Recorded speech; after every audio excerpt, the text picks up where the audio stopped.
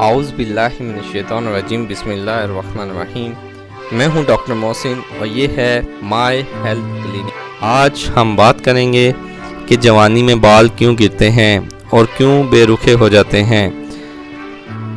एक बहुत बड़ी रकम जवानी में बालों को संवारने और बचाने पर खर्च की जाती है, लेकिन बिल आखिर पैसों के साथ साथ इंसान अपने बाल भी खो देता है। बाल गिरने की वजूहात का ज़्यादातर ताल्लुक़ हमारी आदत से हैं, जैसे सिगरेट नोशी, बालों को बार बार डाई करना, बार बार बालों के स्टाइल तब्दील करना, बालों को स्ट्रेट करवाना, गैर मयारी शैम्पू और जेल का इस्तेमाल करना। हमारे बाल प्रोटीन से बने होते हैं और प्रोटीन को थोड़ी सी हरारत देने से ख़राब हो जाती है। जैसा आपने देखा होगा कि अंडे की सफ़ेदी को ज़रा सा गर्म करने से ये अपनी हालत तब्दील कर लेती है।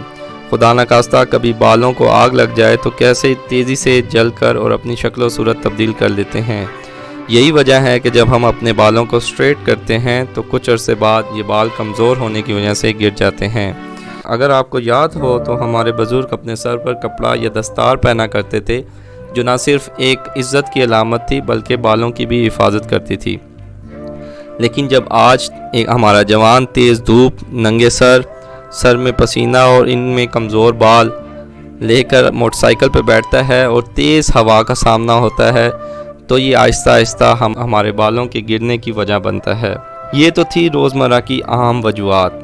बात करते हैं सबसे बड़ी वजह जिससे बचने के लिए हम रोज़मर्रा शैम्पू, हेयर कंडीशनर का इस्तेमाल करते हैं और मुख्तलिफ ब्रांड्स इसे खुश्की, डैंड्रफ के नाम पर सेल करती हैं।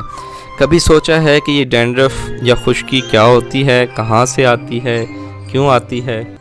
डैंड्रफ की एक बड़ी वजह एक फंगल इन्फेक्शन है। आपने मुशाहिदा किया होगा कि जब भी किसी नमी वाले मकाम पे, जैसे फ्रूट में माल्टे पर, अचार पर, पुरानी रोटी, ब्रेड या नदी नालों पर एक फंगल ग्रो करता है, इसी तरह का एक फंगल इन्फेक्शन हमारे सर की जिल्द में भी होता है, जिसको टीनिया कैपिटस का नाम दिया जाता है।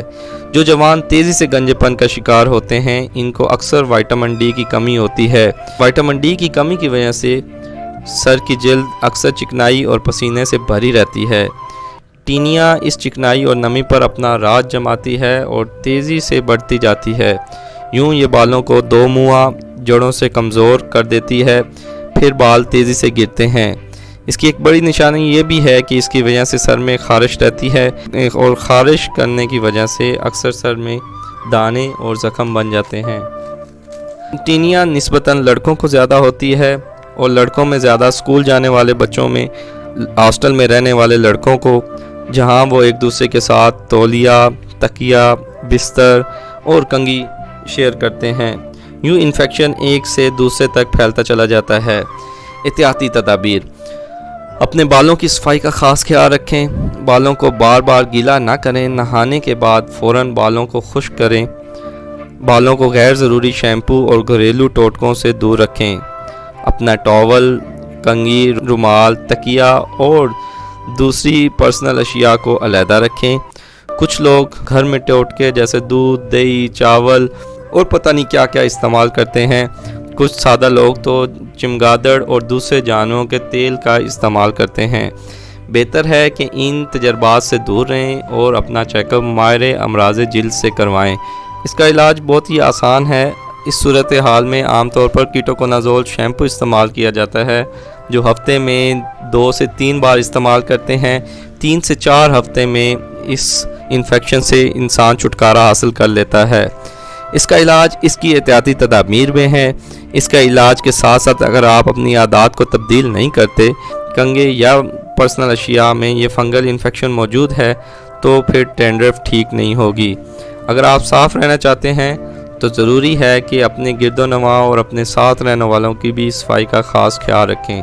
इसके साथ डॉक्टर मोहसिन को दीजिए इजाज़त। अल्लाह हाफिज़।